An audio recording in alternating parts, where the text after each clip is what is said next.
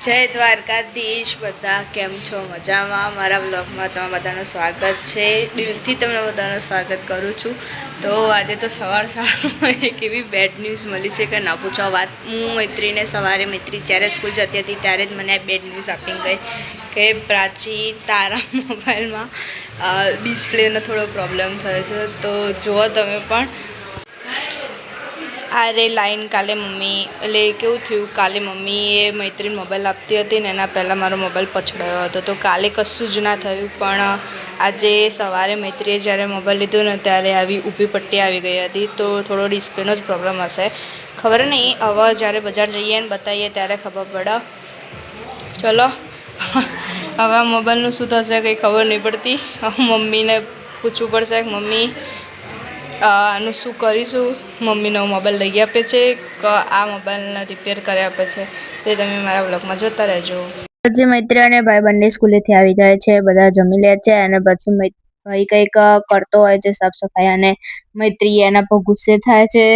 કે બધી મારી વસ્તુ ખોઈ નાખે ને આમ ને તેમ તો ભાઈ વિચારો બધું પડતું મૂકીને એને જે લખવાનું કીધું હોય લખવા બેસી જાય છે પછી બધું જ મૈત્રી સાફ સફાઈ કરી દે છે થોડા બંને જણા પહેલા વાંચી લે છે એટલે મમ્મી બગડે ને બંનેના ઉપર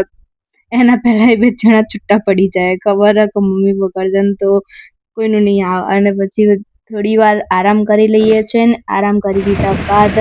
સાંજે નીકળી જઈએ છીએ બજાર જવા માટે બજારમાંથી લાવવાની હતી ચણિયા ચોળીના કાપડ ને બધું લાવવાનું હતું તો મમ્મીની કદાચ 4:30 જેવું તો થઈ ગયું હતું મોડું થયું હતું તો હું ઉઠી હતી લેટ એના માટે સૌથી પહેલાં ટાવર ચોક જવાનું હતું ત્યાં મમ્મીના મશીનની કાતરની ધાર કઢાવવા માટે આપવાનું હતું ઘણા દિવસથી બજારમાં જતા હતા પણ એની કાતર લેવા માંગી જતા હતા તો એ આપીને નીકળી જઈએ છીએ અમે થોડી શાકભાજીને લેવા માટે તો માર્કેટમાં સૌથી પહેલાં જતા રહીએ છીએ મમ્મીને કીધું કાપડ પછી લઈએ પહેલાં શાકભાજી લઈ લઈએ અને તરત જ મૈત્રીનો ઘરેથી ફોન આવે છે કે મહેમાન આવ્યા છે તો તમે જલ્દીથી ઘરે આવી જાઓ તો 2-3 જેવું શાક લઈએ છીએ અને પછી ત્યાંથી પણ નીકળી જવું પડે છે અમારે ઘરે મહેમાન બેસ્યા હોય તો સારું ના લાગે એટલે ફટાફટ બધી જ વસ્તુ વસ્તુ જ લીધી નહીં હોય તો ખાલી 3 શાક લીધું હોય છે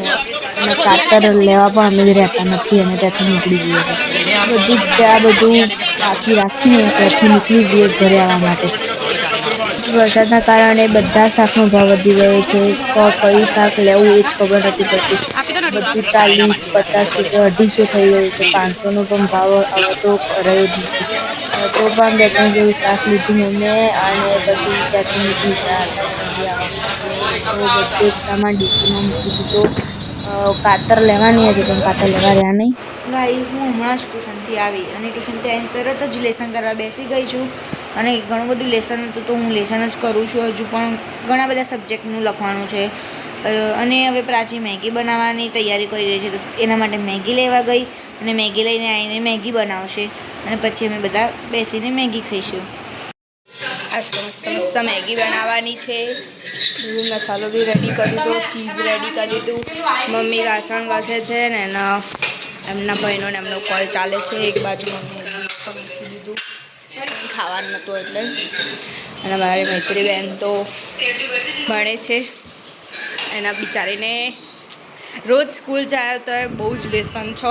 મેં કીધું એને હું લખી આપું પણ મારા ને એના અક્ષર બદલાઈ જાય ને એટલે એને બિચારીને સર ભાઈ બોલાય એટલે ભાઈ નહીં બધું વાંધો નહીં નકર મારું લેસન એને બહુ લખી આલું હું ખોટું નહીં બોલતી બધાએ જમી લીધું બધું કામ પતી ગયું તો આજનો વ્લોગ અહીં સુધી જ રાખીએ મળીએ નેક્સ્ટ વ્લોગમાં લાઈક શેર અને સબસ્ક્રાઈબ કરવાનું કોઈ ભૂલતા નહીં બાય જય દ્વારકાધીશ